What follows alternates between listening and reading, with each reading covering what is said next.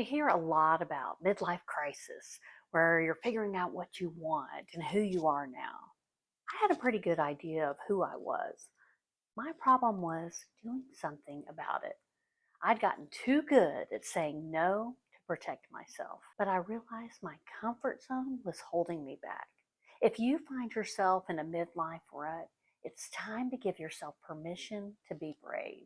Here's how I did it and made my life exciting again. It turns out I was stuck in ways I hadn't really noticed until I finally admitted to myself I was in a rut. Life had gotten too comfortable, too boring. I had raised kids, built the career, and I thought I had finally hit a place where I didn't have to do anything that was uncomfortable anymore. I'd finally gotten good at saying no, to protect my schedule, to prevent burnout, to stop people pleasing. But somewhere along the way, I also was saying no to new things, no at getting uncomfortable, no at learning and growing, and no to fun. I knew if I wanted to get out of this rut, that had to change.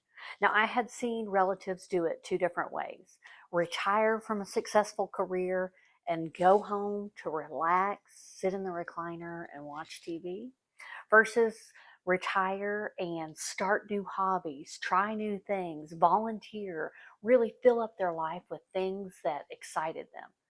I knew which way I wanted to go, but I was a little bit scared to take action on it. I also started noticing as I'm scrolling social media, seeing different people I know doing things that look fun, having friend groups that get together a lot, trying new adventures. I caught myself saying, it must be nice. It must be nice to have that kind of hobby. It must be nice.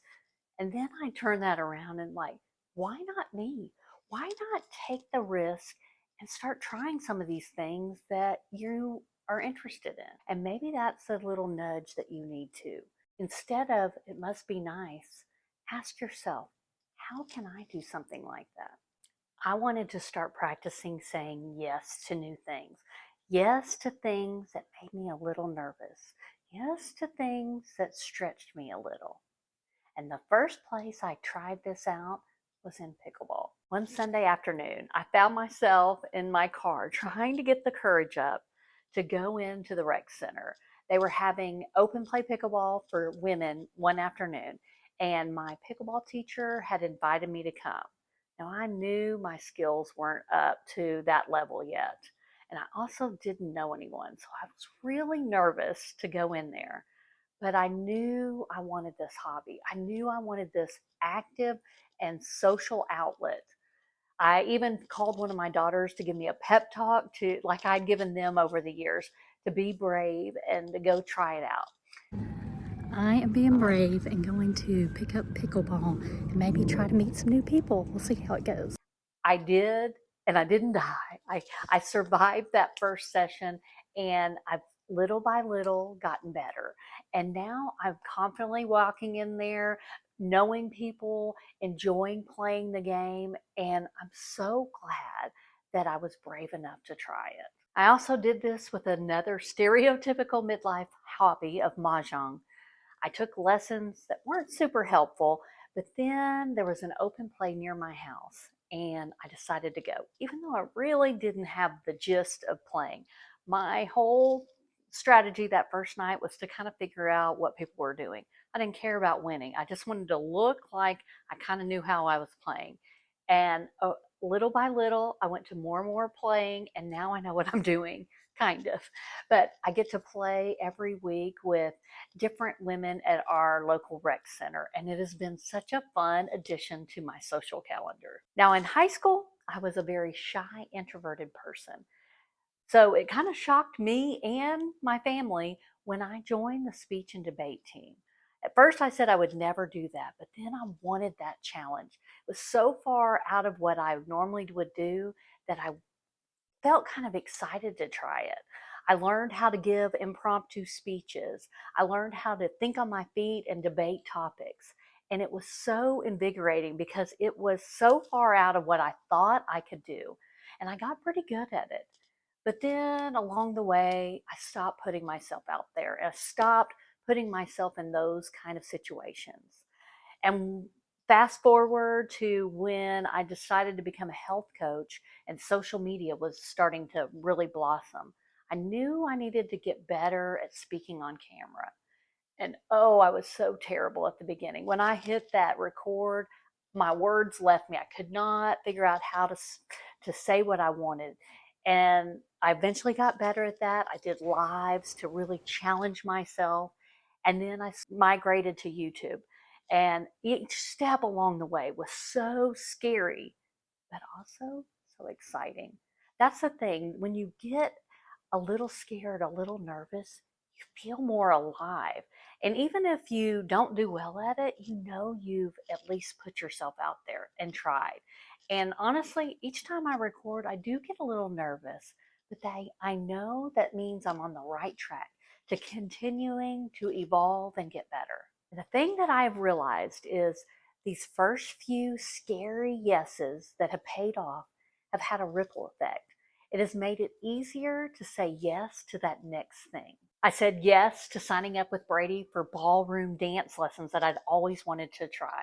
We did it for a while, it didn't stick.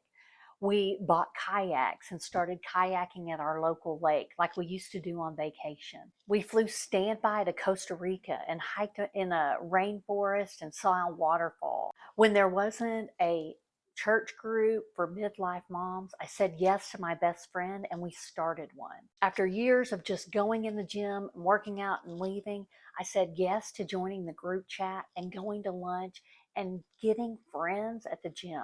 But one of the most fun yeses that I said I would never do, but I did, was getting a puppy this year. Sadie has brought so much joy to my life, and I'm so glad I said yes. But listen, my list doesn't have to be your list. Now, in my Midlife Moms group, we've talked a lot about what hobbies and interests we have in this new empty nest season. And our group is very diverse. One lady says she doesn't like to travel, but she loves going to our local NBA basketball games. One woman loves to travel and explore lots of different places, hiking, very physical activities. One woman loves to knit sweaters and try new patterns. One woman has taken up watercoloring and she's taught herself from YouTube how to watercolor. Your hobby doesn't have to look like anyone else's. We all have different interests, but we have to exercise that same muscle of saying yes to something that excites us and scares us a little. This isn't about pickleball or mahjong or even sourdough baking. This is about getting unstuck. So if you don't even know where to start asking yourself these questions. What are you curious to try? What hobby would you like to start? Who would you like to be friends with? When you start asking yourself questions like that, it's going to lead you to maybe step out of your comfort zone and try them. You can also think about, what did you like to do in high school? What were those extracurricular activities that you spent a lot of time and energy doing? Also, what does your Instagram feed tell you that you're interested in? You have a lot of videos about sourdough baking or travel or learning a new language. Maybe that's a clue of something you want to start. You can also look at your local Parks and Rec course catalog. That's a great place to start. Sign up for a class on something that interests you. It's usually a short period of time and really low commitment. So you can just experiment and see if you like it. Just experiment with no expectations. All you're trying to do is step out of your comfort zone and try new things. You don't have to monetize this new habit. You don't even have to master it. And most importantly, you don't have to keep it if it's not something you truly enjoy. Now, some of my hobbies stuck and some did not, but I count them all as wins because I was brave enough to try and experiment and figure out what I wanted to do. Because this is what it all comes down to. You and me are in the prime of our lives, even if it might not feel like it quite yet. I don't want to have regrets that I stopped learning and growing and having fun. I want my 80-year-old self to be proud of how I use this time. I want to set an example for my daughters that midlife is not the end of fun, it's just the beginning.